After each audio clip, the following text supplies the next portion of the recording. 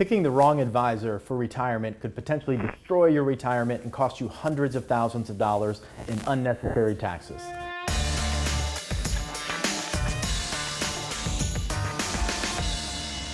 Hi, I'm Troy Sharp, CEO of Oak Harvest Financial Group, certified financial planner professional, host of the Retirement Income Show, and author of the upcoming book, Core 4. It's very important to understand that financial advisors are not all created equal.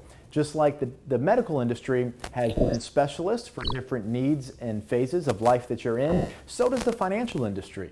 It's difficult, though, for a lot of people to differentiate between advisors. So this video is designed to help you figure out what is the difference between these different types of advisors and how do I find the right one and know I found the right one for my retirement. When you go to the doctor, when you're young, you have a general practitioner.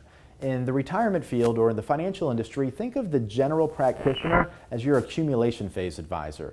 That's the advisor that works with all age groups. They're not really a specialist in retirement, but they work with all age groups, and generally all they do is help build an investment strategy. Because when you're younger, you don't have as many things to worry about financially with regards to your nest egg, because you don't really have a nest egg. So when you're young, you're trying to save, invest, and grow as much as possible. So your general practitioner is someone who works with all age groups and really helps them just invest the money by building a portfolio of stocks and bonds, maybe mutual funds or ETFs. As you get a little bit older, you seek out specialists for the different medical needs that you have. If you have chest pains, you go to the cardiologist. If you have skin problems, you see the dermatologist. So in the financial industry, as you get a little bit older, you should seek out a retirement advisor, a retirement planner, somebody who does this every single day, has tons of experience, an entire team built to help you distribute money, reduce taxes, plan for long-term care, Social Security, Medicare, required minimum distributions, and everything else that's involved in retirement planning. This video is going to help you figure out how do you find the right retirement advisor for you. So first, I want to go through just some common terms in the financial industry and help you to figure out if this is who you're currently working with. So brokers work for big banks and big brokerage firms. So Ameriprise, Ed Jones, Merrill Lynch, Raymond James, Wells Fargo, Bank of America. These big banks, big institutions, they are all brokerage firms. They all have brokers. So brokers are transactional salespeople. They're people that make commissions off selling you stocks, bonds, and mutual funds. This is where a lot of people get stuck with a lot of high fees and a lot of hidden fees inside their plan, inside their investment tools. And for retirement, I don't believe a broker is the right advisor for most people's particular situation. Then you have the investment advisor. So most investment advisors are that general practitioner. They're able to build a portfolio of stocks or bonds. They are not transactional salespeople like brokers. They receive a fee for managing the money and making adjustments to the portfolio as time goes on. But an investment advisor generally works with all age groups, and you want somebody in retirement that is well-versed in retirement law, retirement distribution strategies, that also is an investment advisor, but not a general practitioner investment advisor. Then you have an insurance agent. Insurance agents sell life insurance, annuities, and long-term care. In my opinion, there are far too many insurance agents out there claiming to be retirement planners, claiming to be financial advisors. You go to an insurance agent when you need to buy life insurance or health insurance or long-term care or an annuity. They are transactional salespeople who get paid commissions from the products that they sell, but they don't have the ability to talk about stocks or bonds, to give you advice here. They definitely don't broker transactions with mutual fund stocks and bonds. So insurance agents, just a license, and they sell products. Now, what is the retirement planner? So when I think of retirement planning, I think of when my wife asked me to go up to IKEA several years ago. I'm a lot better putting things together with my mind than with my hands, but she sends me up to IKEA to get this desk, and she wants me to put the desk together. So I go up there, I buy the desk, I'm cursing, I'm upset because I don't want to do this, but she asked me to do it, so yes, dear.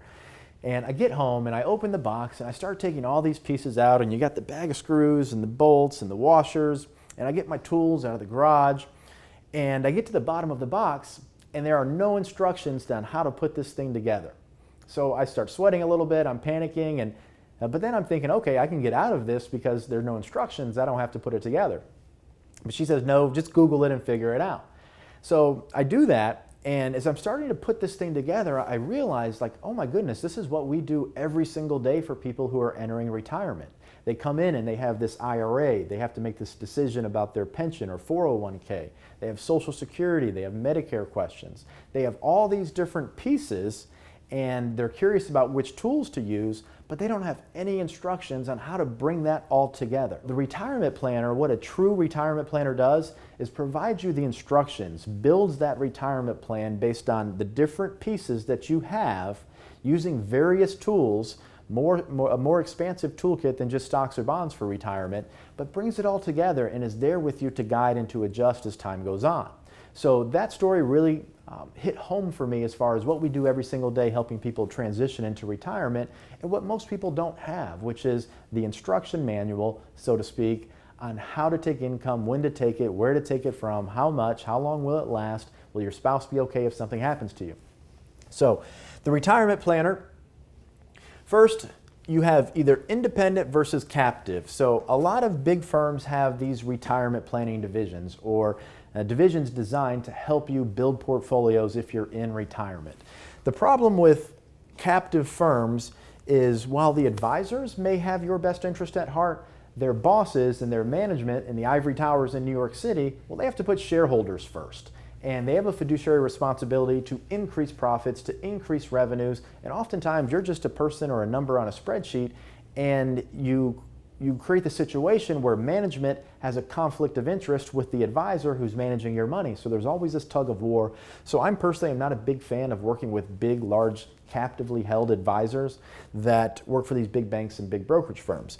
Independent firms, these are companies that have decided, I'm going to go out there and I'm going to do it my way because I think this is the best way to help people plan for retirement or invest their money. We created our firm because I wanted to do something different. I wanted to provide a service in the marketplace that I couldn't find any firm in the country did.